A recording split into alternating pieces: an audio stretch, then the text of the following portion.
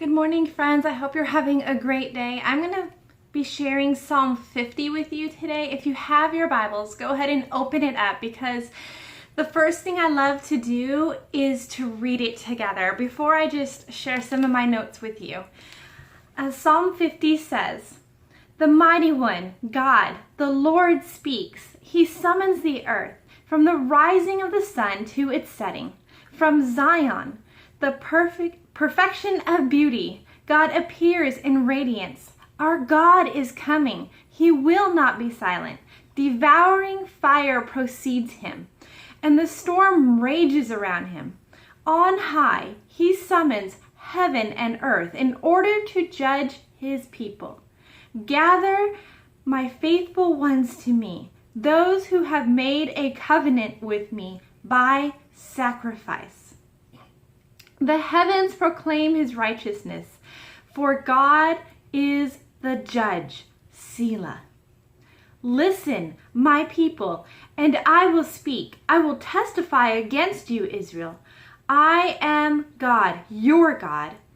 I do not rebuke you for your sacrifices or for your burnt offerings, which are continually before me. I will not take a bull from your household or a male goat from your pens.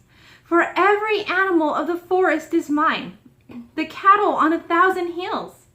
I know every bird of the mountains, and the creatures of the fields are mine. If I were hungry, I would not tell you, for the world and everything in it is mine. I do not eat the flesh of bulls or drink the blood of goats. Sacrifice of thanks offering to God, and pay your vows to the Most High. Call on me in the day of trouble. I will rescue you, and you will honor me. But God says to the wicked, what right do you have to recite my statutes and to take my covenant on your lips? You hate instructions and fling my words behind you. When you see a thief, you make friends with him. You associate with adulterers, and you unleash your mouth for evil and harness your tongue for deceit. You sit maligning your brother, slandering your mother's son. You have done these things, and I kept silent. You thought I was just like you, but I will rebuke you and lay out the case before you. Understand this, you who forget God, or I will tear you apart, and there will be no one to rescue you. Whoever sacrifices a thank offering honors me. Whoever orders his conduct, I will show him the salvation of God."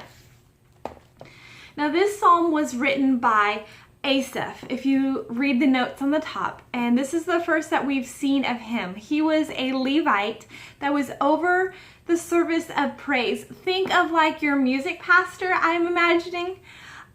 He was in this position in the time of David and into Solomon's reign.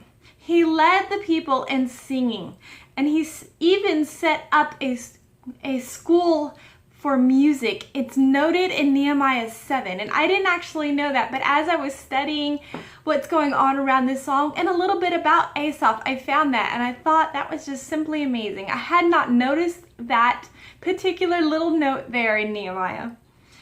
There are also 12 psalms that have been accredited to Asaph that we still have today. This psalm opens with, "The Mighty One, God, the Lord speaks." I think of way back in Genesis and the creation story. God spoke creation into existence. Our God's words are powerful. This psalm reminds us that everything is at his command. The earth is his, and everything in it. He doesn't need anything from us. And it is at his word, he commands it to stop. Think of when Jesus told the sea to be still, and it obeyed his word. What an awesome moment. this is such a comforting thought to me any day. But right now, when life is a little chaotic, a lot more chaotic than our normal crazy, this is so peaceful and comforting, knowing that I don't have to control what's going on, that it is in God's hands and it is under perfect control. He gathers his faithful ones to himself. Verse 5 reads, "Those who make a covenant with me by sacrifice." Now, when Asaph wrote this, he would have been referring to the sacrifices of the tabernacle and the temple that he saw. But today we have the ultimate and perfect sacrifice through Jesus, the promised Messiah.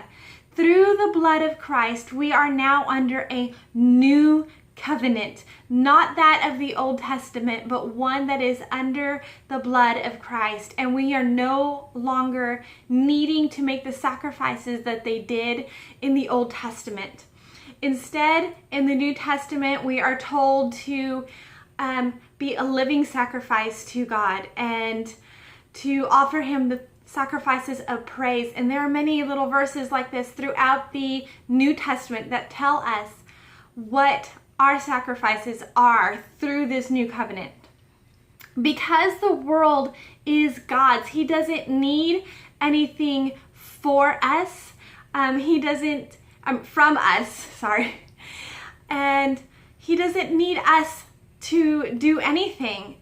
Instead, our works are to honor him. He does like when we do good things and when we honor him, as it says, to bring sacrifices of thanks to him and to call on him.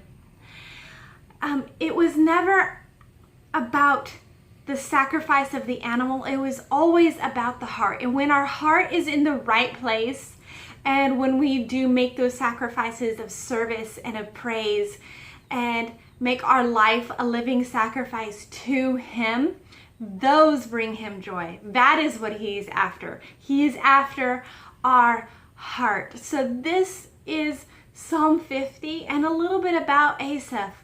How amazing must have it been to lead the people in worship from the tabernacle and into the temple. A day David never got to see, but Asaph did.